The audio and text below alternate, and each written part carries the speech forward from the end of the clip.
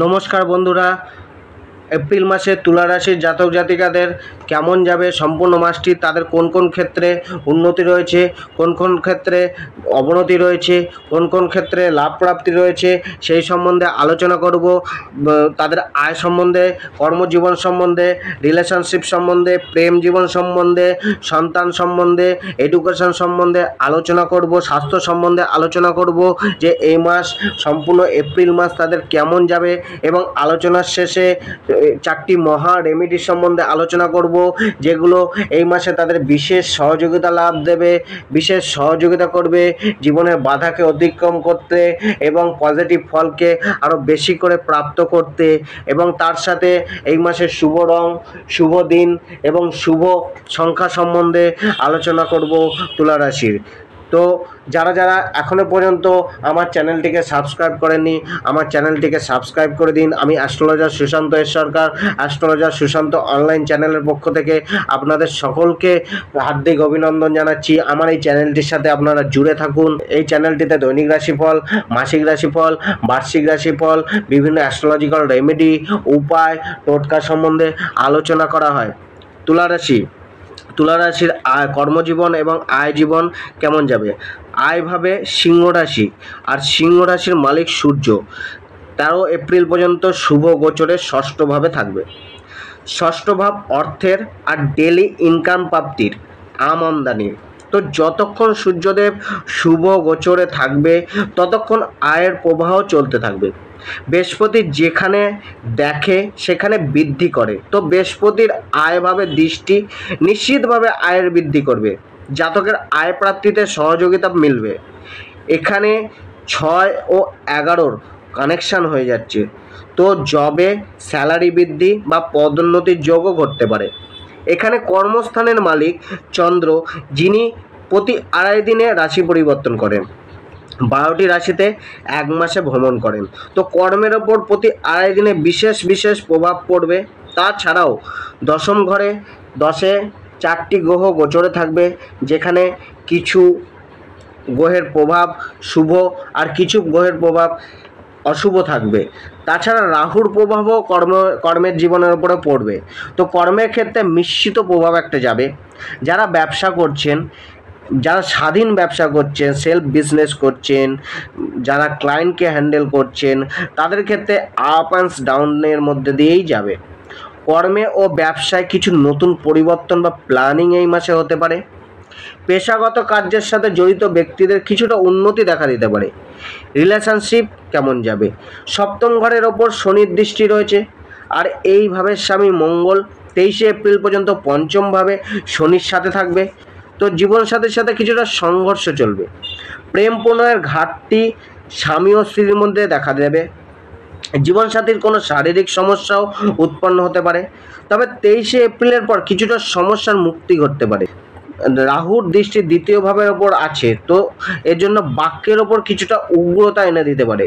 কিছুটা হাওয়ায় কথা বলতে পারেন। নিজের প্রমিসকে না রাখতে পারার কোথাও না কোথাও সমস্যা উৎপন্ন করতে পারে। বাক্যে কিছুটা গরম ভাবও থাকবে। তো মোটামুটি সম্পূর্ণ মাসে দাম্পত্য জীবনকে নিয়ে কিছুটা দুশ্চিন্তা কাজ করতে পারে।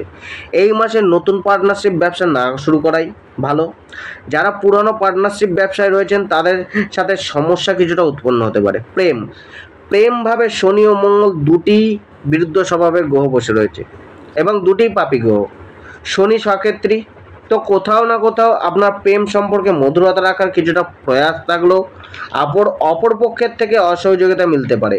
উভয়ের মধ্যে ভুল বোঝাবুঝি ক্রিয়েট হবে, সংঘর্ষ বাড়বে। 22 এপ্রিলের পর ধীরে ধীরে কিছুটা বেটার হতে দেখা যাবে। সন্তানের সাথে কিছুটা সমস্যা চলতে পারে।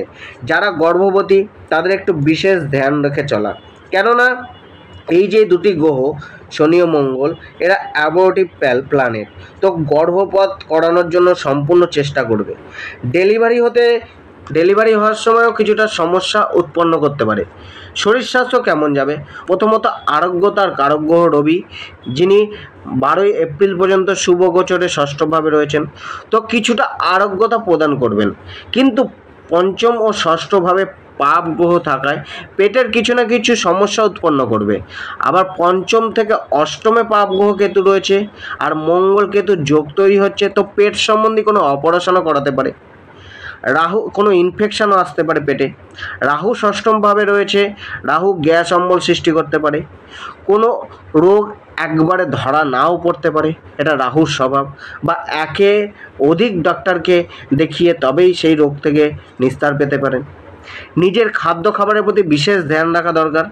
মঙ্গলের দৃষ্টি অষ্টমভাবে পড়ছে, সেটা শুভকর নয়। কোনো চোট আঘাত, অপারেশন, রক্তপাতের যোগ তৈরি করতে পারে, তো বাহন থেকে সাবধানতা অবলম্বন করা উচিত। কোনো উঁচু স্থান, সিঁড়িতে চড়ার সময় বিশেষ সাবধানতা রাখা উচিত। 13 এপ্রিলের পর থেকে শরীরের সমস্যা কিছুটা বাড়বে।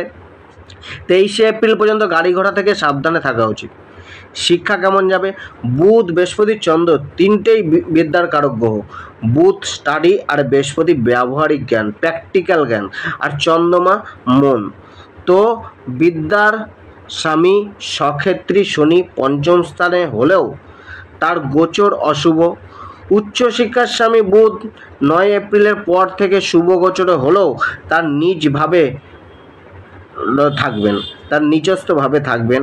আর বৃহস্পতি শুভ, তো শিক্ষা কিছুটা মিলমিশে যাবে, মধ্যম প্রকৃতির যাবে। যারা প্রতিদ্বন্দ্বিতামূলক পরীক্ষা দিচ্ছেন তাদের কিছুটা ভালো ফল মিলতে পারে। তুলা রাশির এই মাসের শুভ রঙগুলি হচ্ছে যে কোনো ব্রাইট কালার, চকচকে কালার, সাদা কালার, পিওর হোয়াইট এবং লাইট ব্লু।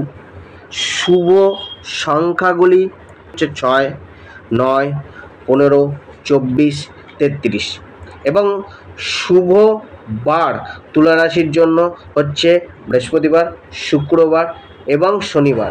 মাতা লক্ষ্মীর আরাধনা করুন, কনকধারা স্তোত্রের পাঠ করুন, হনুমানজির সামনে তিলের তেলের প্রদীপ জ্বালান, ঘরে দই পাতুন এবং সেই দইকে চিনি ছাড়া খান এবং আপনার লাইফ পার্টনারকে, জীবনসাথীকে খাওয়ান, তাদের দাম্পত্য জীবন সুখকর হবে। শুক্রবার করে করুন।